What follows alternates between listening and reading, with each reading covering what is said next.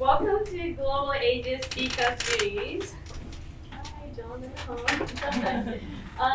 My name is Akiko Takeyama. I'm the director for Center for East Asian Studies. The center is a federally funded national resource center to promote East Asian languages and cultures. But the center is known for the area studies since it established in 1959. So area studies used to focus on more geographically fixed East Asia, China, Japan, Korea, especially for the security purposes in the US. But of course, today's world in the global age, those boundaries are really much more loose, and it's great to have today's speaker to be thinking about these artificially created boundaries. And so we, the center, are tackling with this concept, global Asia, to think about Asia, through Asia, to think differently. And this year's annual theme for the center is migration. And we have a conference actually tomorrow and the day after. And so Professor Ball, I'll introduce in a minute, graciously agreed upon committing to so many events. So today she's going to give us a book talk, and tomorrow, guess what?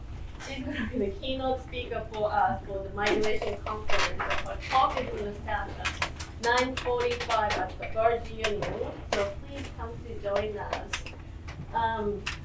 Okay, so we are so honored to be able to have Professor Leslie Ball, leading scholar in Asian American studies. Her work is always really thoughtful and cutting edge to make us think differently and deeply. Leslie Ball is Billa's Distinguished Achievement Professor of English and Asian American Studies at the University of Wisconsin, Madison. A fourth generation Chinese American from the Bay Area, she earned a PhD in literature at the University of California, Santa Cruz, and a BA in English from University of California, Berkeley. She's the author of the award-winning book, Partly Colored, Asian Americans and the Racial Anomaly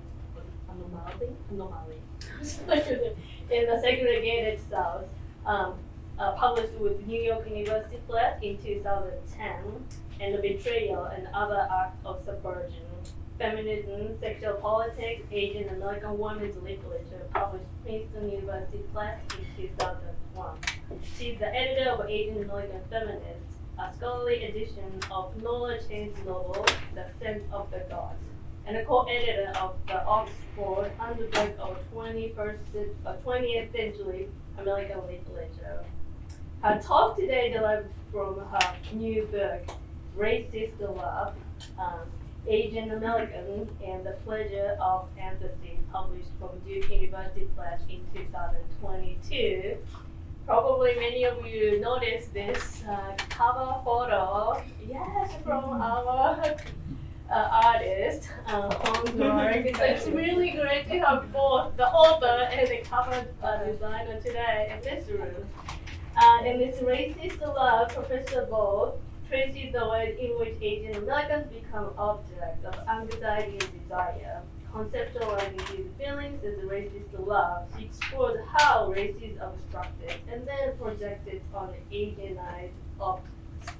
She demonstrates that these Asianized proxies reveal how fetishistic attraction and pleasure serves as a source of anti-Asian bias and violence. She provides a new means of understanding the ambivalence surrounding Asians in the United States while offering a feeling of the psychological, affective, and symbolic dynamics of racist love in contemporary America. So without further ado, please join me to welcome Professor Ball.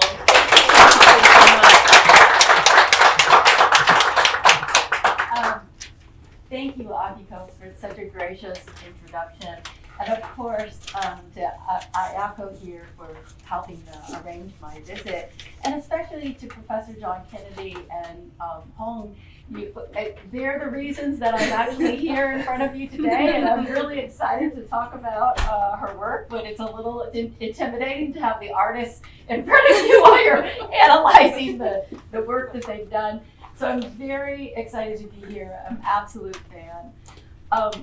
So my field is Asian American Studies, and I think often that is misunderstood as being only about 5% of the US population. In fact, I think that Asian American Studies is incredibly exciting. It has a very expansive archive. I love the method of reading. I'm drawn to the outcome and knowledge in the surface of social justice. And so for me, diversity is not simply about the idea of inclusion, it's about the very complexity of racial structures and racialization in the United States, and also in a global context as well. So let me say a few words about how this book came about, really through an effective disconnect, emotional disconnect. So I teach at the University of Wisconsin, which is a primarily white institution, or what's called a PWI in the Midwest, where students are required to take an ethnic studies course in order to graduate. And so when I first arrived at Wisconsin, now 20-something years ago, students really avoided taking that requirement or a class with me until their senior year. So it's not so much resistance as it was reluctance. And yet, the students themselves were Asian American. They were wrapped up in fandom of BTS. They were members of the anime club. Their romantic partner was Asian, or they just had Chinese for dinner. So a lot of love for Asian things, for Asian American people, not so much, right? So that made me have a little bit of a puzzling kind of affected disconnect. And I thought, you know what? In the classroom, I can work with that. And I'm interested in exploring that with them. So I began to think a little bit about the ways in which loving things is a conduit for loving diversity. And that definitely is a consequence of me as an Asian American person living in the Midwest. So something that we can talk about, right? So the seemingly positive feelings about Asian things is the motivation for this book. So Racist Love names a structure of desire surrounding not Asians in the US, but their proxies, non-human things. So it is a book that engages the idea of racial spectatorship. It is also a book about race fetishism, writ large, so not only about peoples, but about things. It's about how Asianness circulates as a conduit of desire in the US, inspired by what critic Bell Hooks called eating the other. So Racist Love, as you notice in this title, is essentially contradictory. It is about the dark side of racial pleasure. And the biggest claim in this book is the ways in which professed attraction can serve as the very form of anti-Asian bias. So very contradictory, like the title itself, outcome for the things and the images that I'm talking about. So because of that, I want to begin with a content warning. Some of the images that you're going to see here are demeaning or possibly disturbing. The reason that I'm showing them is that they can also be seen as delightful or beautiful. And so this talk that I'm going to give today is really about that push and pull of a specific kind of racial spectatorship. So my title comes from Frank Chin and Jeffrey Paul Chan's 1972 essay, which I see as foundational to Asian American Studies, because it really came on the heels in 1972 on the foundation of Asian American social movements, which invented the term, right, Asian American. So they have written in this essay, quote, "Each racial stereotype comes in two models, The acceptable, hostile black stud has his acceptable counterpart in the form of step and fetch it. For Fu Manchu and the Yellow Peril, there is Charlie Chan and his number one son. There is racist hate and racist love. Now, it happens that in ethnic studies, now the stereotype of that field is that we only talk about stereotypes, right? Good images versus bad images. You know, I wanted to make that a little bit complex here today, and one of the things that struck me in 1972 about Chin and Chan's pronouncement was really about the notion of the affective or emotional work of the racial stereotype. But it also foregrounded the idea of split feeling. And I think that really forecasts the ways in which Asians in the United States occupy a very ambivalent or anxious space, right, in the United States. So a couple of things taken from that citation from the 70s that I think want to pull into the future here. Yeah, there we go. So a couple of things that I wanted to share with you about the takeaways from this book. And the first is the way in which the stereotype and the fetish encode similar structures. So both stereotyping and fetishism depend on an economical reduction, right? So the wholeness of a person, of an entirety of a people, of a culture, or of a nation reduced to one attribute, right? Hair, eyes, or cultural innovation like kung fu, or a thing like pad thai, things that become exaggerated and magnified to stand in for the entirety of that culture. Actually want to go here first. To kind of codify that through an anecdote, you know, like what I said, like the students will sometimes say, let's go get Chinese, let's eat Thai. Well, the reason I say that is that the word food in association with and conjunction with any kind of Asian ethnicity is so strong that you don't need to say the object. So I always say to my students, like, oh, you're gonna eat Thai people? You're gonna get Indian people? You're going to, so cultures that stand for one thing in the United States. And so we kind of see that here in this cartoon. So the question that I pose is, what do we make of this Japanese car that shows up in her name? She actually has a name, it's a Okuni, Cars 2 from Pixar in 2011. What makes it Japanese? And I think the answer is really clear. What makes it Japanese is the distilling of these visual shorthands for race and ethnicity, the pattern, the hair, the chopsticks. The very idea of the way that the stereotype works is through reduction and exaggeration. So the part, chopsticks, stands in for the whole, right, ethnicity. And in my field, that goes by different names. The idea of decorative Orientalism, the idea of Oriental style, or the idea of that Anne Chang has used, ornamentalism, right? To talk about the gendered inscription for Asian women. And as many of you in the room know, the geisha is actually a fairly minor figure in Japanese culture, and yet in the United States, it stands as a shorthand for the entirety of Japan, right?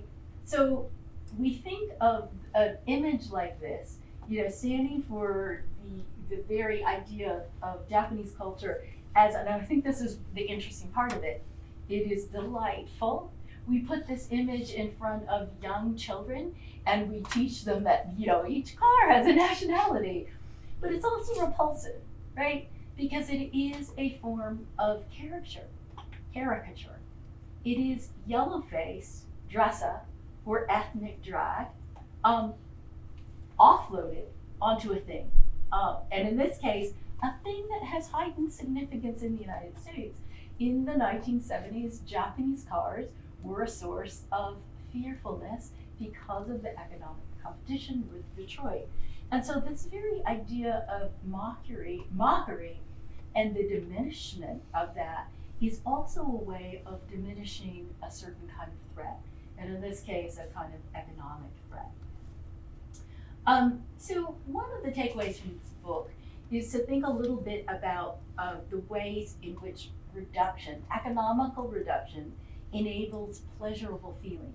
And not only, as I'll be talking about later today, the idea of eroticism or possession, but small, minor feelings like affection or humor or caregiving.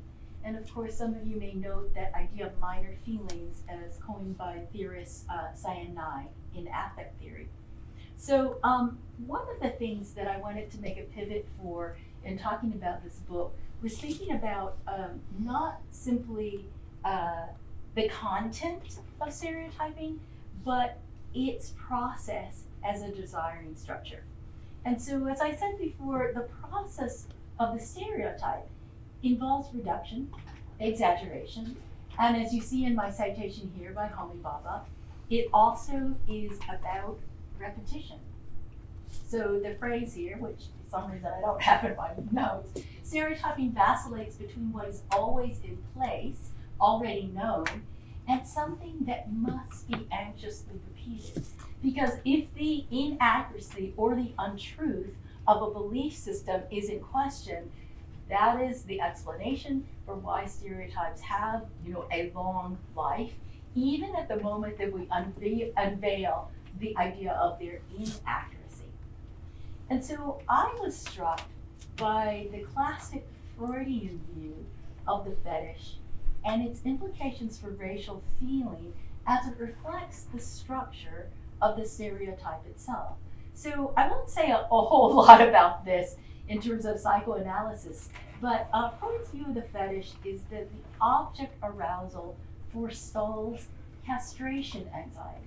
In other words, this fetishist, who was always positioned as masculine, has arousal placed around the object because the idea of the woman without the phallus is too much to process, right? Mm-hmm. So it's really about arousal displaced onto an object that takes the place of the fullness of the person. And in Anne McClintock's citation here, and I won't read it, but one of the things that she is actually pointing to is that fetishism is both a sign of power, which I'll be talking about in a minute, but it's also an indication of its instability.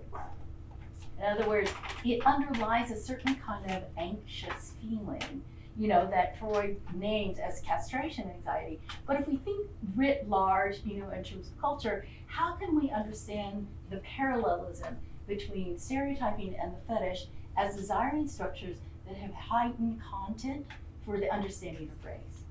So, for me, Asian difference in the United States incites a specific desiring structure that is characterized by equivocation, right? So it's characterized by splitness. And when you think of the stereotype of the model minority that surrounds Asians within the United States, you recognize that is a compliment. You are the model minority.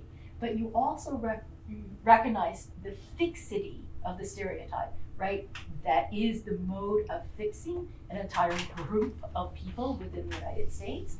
You also recognize that it is a way to flag anxiety about competition. Who is really getting ahead in US culture? And so I wanted to take that idea of Asianized things that are supposed to be engaging but also mitigating anxiety surrounding Asian difference. And so that's the source of this book. Talk a little bit about some of the chapters. I was thinking about how fetishistic desire scripts our relationship with the non-human. And so each of these chapters of this book is organized around specific objects. So first, cartoon animals, then kitchen goods, third, robots, and then finally, literal fetish objects and women's sexual objectification. So the first two chapters of the book really center on forms of racial caricature around stereotyping. And so first chapter focuses on children's literature and the ways that animals become racialized in educational books for young children.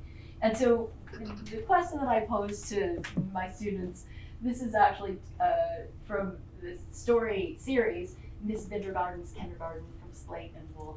And the question that I pose is like, oh, you know, where is race in this picture?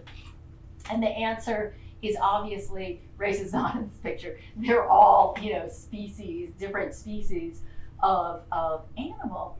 But to me, the latency of racial meaning resides in exactly these kinds of images that we're putting in front of children, because here it's biodiversity that stands in for racial diversity, and also the idea of harmony amongst people who all get along, even though they look different from each other. So how we find racial meaning residing latently in things that are not overtly about racialization is part of the focus. And of course, that has its own problems. Here, when you see in terms of caricature in the 1960s picture, you know, above, where both the Bengal tiger and the Asian elephant are marked as their species specificity through ethnic drag. They both wear turbans, right? So I'm interested in the ways in which animal proxies allow adults to promote color blindness and diversity at the same time, right? So there's a whole subgenre of children's literature that portrays transracial adoption through pandas, right? So pandas who look different from their adopted bear mothers, who are polar bears or brown bears, is an easy shorthand for talking about racially different children who look different from their parents. Now, those works are color mute, and they're not explicitly about race, but they substitute species difference for human visual differences. And so one of the chapters actually looks at this genre, kawaii or cute style from Japan, imported from Japan from the 1970s, and the ways it becomes a racial form in items like this that are sold by, it comes from Alessi, an Italian company. It is a kitchen timer in the shape of an Asianized, you know, person. It happens that when you think about the context in which these items can be read in the United States, you know, these items, kitchen items in the form of people, are taboo given the history of anthropomorphic form of Black Americans during the rise of segregation. So if you think of the idea of a Mammy cookie jar, you know the injury or harm that is done by the diminishment of the fullness of a person into the attitude of the object of service, right? So household goods were the genre there. So then when I began to see multiple forms of anthropomorphic Asians as toys, kitchen timers, perfume bottles, handbags, you know, from my US lens, it was a little bit shocking. And of course, one of the interesting things about these is the idea of the offense of such portrayals is mitigated by cuteness. They are meant to be adorable. They are meant to inspire affection by the very nature of the aesthetic that they are mimicking. And so it wasn't all anthropomorphic form that I was interested in. I was very interested in the ones that appear through the lens of kawaii or cuteness. And I think that really complicates, right, that idea of caricature and harm. But at the same time, when you think about how these things are small or weak or helpless, this very idea of racial infantilization, I think also has global context. And so there's more about that in terms of especially how you read it in the context of Japan that is in the book. So I also talk a little bit about how I was connected to some of these items. I actually think they're cute. I actually love them, and I knew that that was wrong. because I'm in Asian American studies, and you cannot say the very tabooed figure is the one that you actually like. And I'll say a little bit more about that in a bit. So chapter 4 is literally about the Asian fetish or yellow fever in the context of the fantasy of equality. So it's not eroticism that I'm interested in, it's actually the idea of political desire. So Asian fetishism is actually the quintessential form of racist love. And I think what distinguishes the Asian fetish in the United States is that it is somewhat unapologetic in the openness of its disclosure. It comes with its own Wikipedia page. It comes with its own operator manuals, like this one, How to Attract Asian Women. And of course, I can tell you how to attract Asian women, not because I am one, but because I read this book.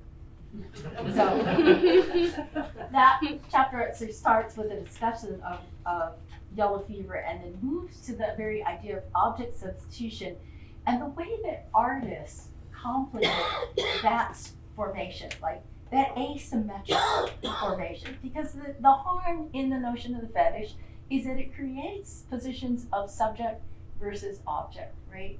That's the notion of harm, that's the notion of reduction.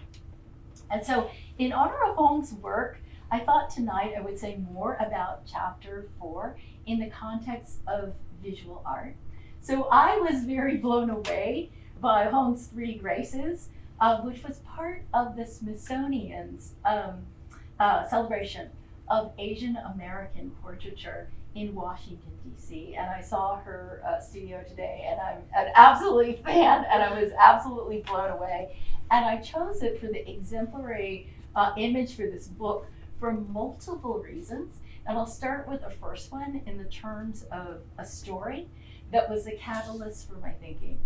So I actually met a white academic man who worked on China, and he was talking to me about how he met his Chinese wife.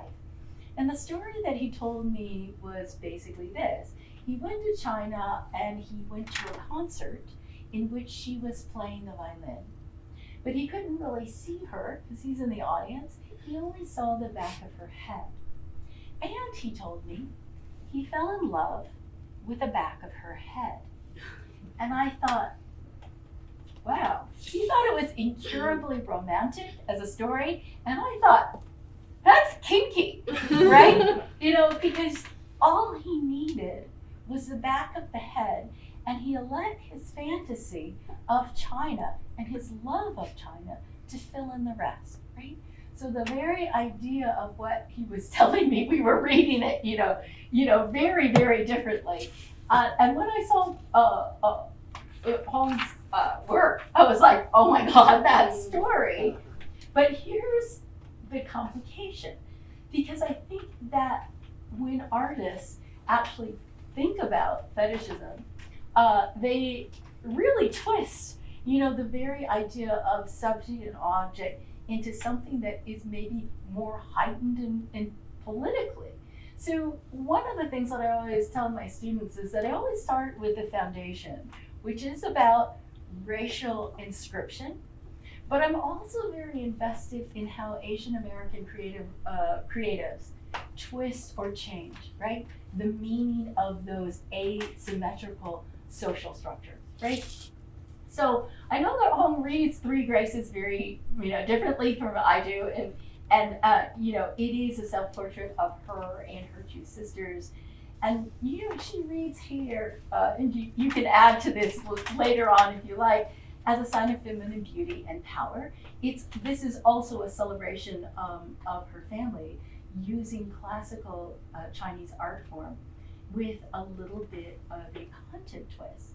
And so when I was first looking at it, and I saw in the studio, these are 8 feet tall. This triptych is larger than life. It is startlingly gorgeous. It's beautiful, but it is also slightly monstrous. And what I love about the work is that tension between beauty and repulsion, right? it elevates the object of desire, right? In this case of the fetishist in the story, hair, to its own anthropomorphic being that is bigger than you are, right? Slightly threatening in content. It also twists the whole history of Western portraitures that makes a fetish of the face as a sign of individuality. So the very notion of unique subjectivity is very much flouted by turning around and you do not actually see the face. And to me, in Asian American studies, it's also like a twist on the very idea of racial representation of Asians in the United States. We all look alike, right? And so this is a literalization of that with a kind of a little bit of a wink. So Three Graces raises issues central to racist love, how substitution enables an abstracted Asianness to be experienced as a form of pleasure, which is erotic and aesthetic, but it is also the pleasure of imagining the self as a faceless collective.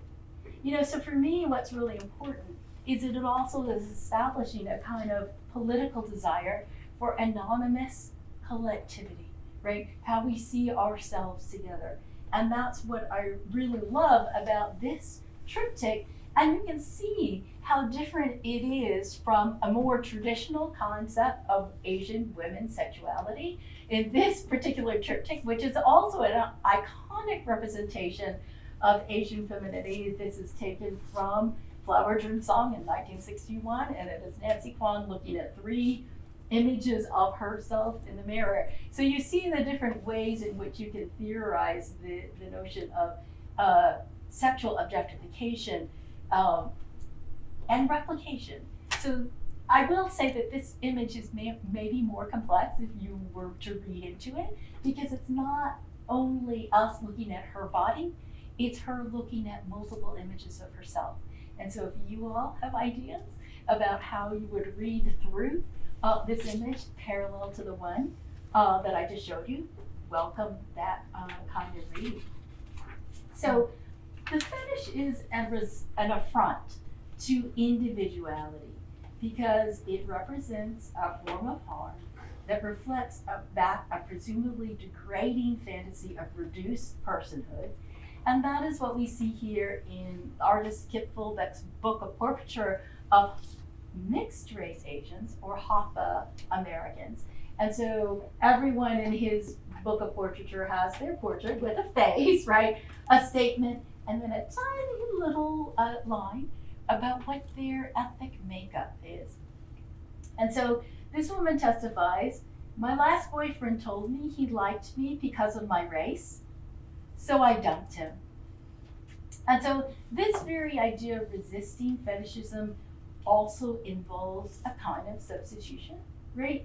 Countering a one-dimensional object with a multifaceted subject. So sleight of hand, I am a person counters a reduction to type that is associated with race fetishism or more colloquially, yellow fever. And yet, it also reaffirms this very narrow idea, received idea of subjectivity that we have inherited from the Enlightenment, the foundations of human dignity and uniqueness. So this is kind of the effect that's also generated by feminist artist Laurie Simmons in her series, photographic series, The Love Doll. And what she has done is actually taken a literal fetish object, in this case, a hyper-real life-size doll, and has re-staged it in various scenes of normality. Here she is, new in the box, right? This is slide number 1. Simmons is actually well known for her work on conscripted womanhood, utilizing ventriloquist dummies, finger puppets, paper dolls, costume dancers as living objects. And she's equally well known as the mother of Lena Dunham from Girls, who she also staged her own daughter in her house. But for example, she took this fetish doll and just put her in different outfits and restaged her in really different, scenes outside of her country house in Connecticut. And this is actually how I first came across this, was a piece in the New York Times about this series. And I'm looking at the coat, and it's like, hey, that's my coat, And I was like, what is that? Oh yeah, it's a fetish doll. Okay, like why? What's going on? And of course, she has taken many, many, images. This is a kind of Pinocchio moment, like the very idea of the inanimate object seeing a point of wonderfulness. And I think, Simmons' images here really do recall the idea of Asian American women's typical resistance to being fetishized by re-insisting, right, I am a person, right? I'm not my race, I am the fullness of person. And what Simmons does is really stage, exactly that. And one art critic put it that she is making this fetish doll a, quote, visiting foreign exchange student. And I thought, okay, that's a kind of interesting set of equations here. This is the last picture of that series called The Jump. And you see the fetish doll now complete in her Americanization by taking on fully, American clothes, actually escaping the confines of what her degraded use value is supposed to be for. She is standing up, she is transformed, and she's jumping over the wall to escape. And of course, one of the things that you don't see is that doll has to be propped up from some unseen hand from behind, holding her up. I think this series is about a feminist wish fulfillment of restoring personhood to a degraded sex object while positioning the viewer on the right side of the wall, so we're looking at her and we're already free. So what critic Gayatri Spivak once depicted as the colonialist fantasy of white men, quote, saving brown women from brown men, in this case becomes the fantasy of white women saving brown sex toys. And the whole conceit of this project really is sex dolls are people too. And in Asian American context, we talk about that and refer to it as an impulse towards boba liberalism, right? This moment where you're trying to have agency and visibility, and you're making kind of a little bit of a fetish about those things within American culture. And you can see then the limited nature, both the thrilling nature and the limited nature of what the artist is doing here. And of course, it is the same narrative that appears in the context of works like this, in the very resistance of race fetishism, because it turns out, this is the result of this book, how do you attract Asian women? Treat her like a person. So, and that is of course exactly what Laurie Simmons does. So, of course, the other obvious response to inverting yellow fever is actually to accept it, right? Is to enjoy it and say, go, right? So another image from Fulbeck's work, the only two that deal with race fetishism, this multiracial man testifies. He has his like little, what his makeup is on the side. He has his portrait. His statement is, quote, many of my ex-girlfriends were habitual half-Asian daters. These women considered half-Asian men exotic, sexy, and just like Keanu Reeves in The Matrix. He adds, I consider these stereotypes appropriate because I got laid. And so it's like, yeah, you go. The statement asks us to confront our uneasiness about race fetishism in this case, because it actually works. So if yellow fever is a means of racial management, how might it also suggest an ambiguous means of self-affirmation, subject building, or can it, right? That's the debate. So many Asian American visual artists, namely not photography, but performance art and film, actually take on that question. And they're entering a lot more complex territory beyond either the embrace, right, which you get here, or the inversion of those erotic power dynamics. So, if you think of Laurie Simmons' work, I'm gonna make you whole, I'm gonna make you a person, versus like, nope, don't care, got laid, right? So those are just like two halves of the same coin. I'm gonna go a little bit more in depth about that, and a little bit more uncomfortable. I wanted to talk about performance artist Laurel Nakadante. Very uncomfortably close to my own situation. She is the daughter of an academic in the Midwest, and she is biracial. Concept of my children. She is a performance artist who is very edgy, right, in her work, and the sexualization of her work, of herself in her work. And so her photographic series, Lucky Tigers, plays to the carnal density of racial spectatorship. And it really embraces scopophilia, the desire to look, right, in the form of a pinup. And so what she did is stage herself in a series of erotic, poses in a bikini or in, different guises that really reference Americanization. So the bikini actually has stars and stripes on it. And then she also goes for images like this, Superman, cowboy hat, cowboy boots. And so this is a little bit of a twist on racial sexual voyeurism, because what she had also done was solicit men on Craigslist to look at the pictures that she had taken of herself. And the catch, of course, was that they had to ink their hands in black ink in order to handle the photographs. So what you're seeing are their handprints overlaid. I'll just go back. That's why they're all smudged, right? Because people have handled the photographs, and that's the project, right? And of course, when we think of like, what is she trying to do, by that? Because it's a little bit of a twist on voyeurism and the pleasures of self-objectification, right? Here's me in my bikini, I want you to look. And here's the catch. You're gonna make the viewer look in the same position as the so-called skeevy men on Craigslist who were invited to look at the pictures, and then their markings and their prints are gonna mediate our vision or sight. They're gonna obscure it, but they're gonna force us to be in that positionality when we look at these photographs. And so that is a very complex idea of self-conscious, spectatorship.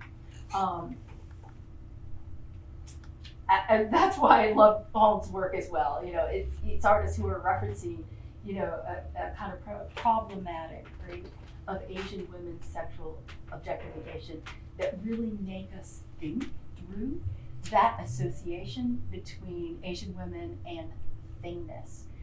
That sense of mediation. And of course, so tomorrow morning, I will be talking about robots, right? So fun. And my question is going to be a really deceptively simple one, which is, if AI and artificial intelligence is about bodily flexibility, where you can have a computer program that does not need to have a body, why is it that we so often build or imagine AI in the form of young, attractive, thin, East Asian women? So I have kind of an answer to that, but you'll have to tune in tomorrow to see what that is. So I want to shift a little bit to talk about two takeaways that I had that were unexpected for me in writing this book and going into seemingly see me, side of things, just because I had a lot of files on my computer labeled fetish and porn, which I'll share with you as a result of that. So the first takeaway is kind of funny, and the last takeaway is pretty serious. So the emphasis that I've shared with you today made me take a quick look about what it means to practice Asian American studies and what my relationship to my own objects of study would be, because it turns out that I'm not exactly exempt from fetishistic desire. And the blur between the academic and the fetishist became really apparent to me when I encountered this sculpture by Canadian visual artist Alicia Lim. She made wedge boots from cake. And so both of them were frosted, one in chocolate, one in vanilla. This is the chocolate one. The icing reads, shoes, did I put it there? I should, shoes, oh my God, these shoes rule. Let's get some, bitch. And that's what the icing reads on this particular boot. And it was supposed to be a riff on this comedian video by Liam Kyle Sullivan called Shoes. And it satirizes the shoe fetish.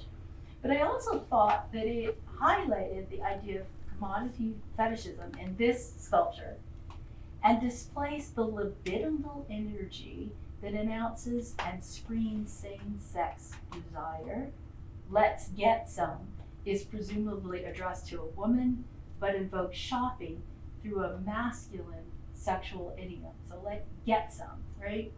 So the agential top presumes a feminized bottom. At the same time, it conveys intimacy, right, and friendship, and that's what the icing on the cake reveals to you. I thought it was really interesting that the word bitch, it actually looks like betch or butch, which was intriguing to me as a little bit of a slippage, because I think I actually found the shoe cake because I was interested in Lynn's book called 100 Butches, which are just sketches of 100 random women who represent her precious. And so I was looking up that book and I found this cake and I was like, yeah, the cake. Loved the cake. And I loved this shoe cake because it's like multiple means of substitution for the interest that I had about desire in objects. So it moves from desire for cake to shoes to woman, from eating to shopping to sex. So all that traversing of libidinal energy from one gratification of one desire to the next, right? So I loved it, right? I loved what it was doing. And I loved it so much, I was like kind of obsessed. It's like, I had to, find out more about this cake. I had to get a better picture of the cake. And I wondered about the cake. So I emailed the artist and I asked them what happened to the cake. And unfortunately, I put my query this way. I emailed her saying, I have to ask, did you save the cake or did you throw it out? Or, better yet, did you eat it? And so then Alicia Lim emailed me in her response, and this is what she said. They said, are you Asian? I'm wondering if you're coming to a place of being subject to the fetish or of indulging the fetish. I'm sorry if that question seems rude, but I just want to make sure that I understand everything. And I was like, oh shit, this artist thought that she was being catfished by some creepy stalker. And then I realized, I was a creepy stalker, because I loved the cake. I loved the shoe. I really had an over-investment in the very object that I wanted to study. And that relationship between the academic object of study is very close to fetishization, right? You're looking for a repository of your desire in the thing or the people that you were invested in exploring. And to me, no exemption from fetishistic desire. And as I said, here's a funny anecdote about that. So I had my computer screen up for some tech demonstration with some of my colleagues, because we had to learn all this, right, tech that you have to learn. Afterwards, my colleague came up to me and said, did you see what the tech guy had on his desktop? My German boyfriend fetish? All those files. And I said to Amy, that was my computer. By the way, if anyone is interested in that topic, there is a film by Wayne Yang, which is called My German Boyfriend. And it talks about the fetishism in such a great way. I also love that film, but that's why, I had that on my computer top. And so, I'll also talk a little bit about, that is in the book, about how I also struggled with the heart of my own racist love, right? Can you racist love a coonie, right? The image that I showed, right? As someone who is in, my position, as a teacher. And so, I was also reminded by a student query after my class discussion. We were talking about the race fetish. And she said to me, remind me why that's wrong. And I was kind of like, oh, am I saying that it's wrong? Am I teaching morality, in my course? Well, Asian American Studies has as its foundation the idea of social justice. So implicitly, there is an ethical dimension to the entirety of the field. But as an academic, it's not my goal to tell people what's right or wrong about their sexuality, right? If you study sexuality, you know that you have to respect the kink, right? It's not just like, come on, like that's wrong, and this is right. That's not what you do. You provide a foundation for understanding why is there a power asymmetry in the notion of the fetish, and how does it circulate, via racialization. That asymmetry in the subject-object dynamic is what makes it right, wrong, which is what we're looking at.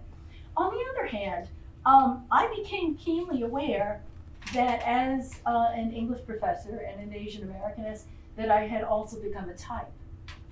I was expected to say that it was wrong. So, to what extent do communally agreed upon rules concerning racial representation in the public sphere create the very conditions for eroticizing taboos surrounding racial discourse? Again, complicity. As Judith Butler notes, prohibition is present in the very position of desire. So I had become the voice of that prohibition, even as I wanted my students to experience the complexities surrounding specific desiring structures, whether it's the stereotype or whether it's the fetish. And I didn't want to be complicit with flattening them out to the ideas of that's wrong and this is right, and this is wrong and this is right, right? You want to go to a specific kind of gray area. And so then you can take from this book, Racist Love, a call out to racism in its counterintuitive form, the complement. But my hope is that it's doing something more. It is about the gray area of political desire as well. And that's why I'm sharing that story with you today. So finally, the unforeseen part of the research for me, which is a very serious one, has to do with the psychology of racial desire through what psychologists call the VAD. So in affect theory, in the humanities, we really, study the idea of positive or negative feeling, right? Minor feelings, boredom, envy, desire, hatred, jealousy, right? For psychologists, they have a 3-part scale for measuring those things. So the first it's the VAD scale for valence, whether you see something as positive or negative. Arousal, whether it makes you calm or excited, or dominance, whether it makes you feel in control or out of control.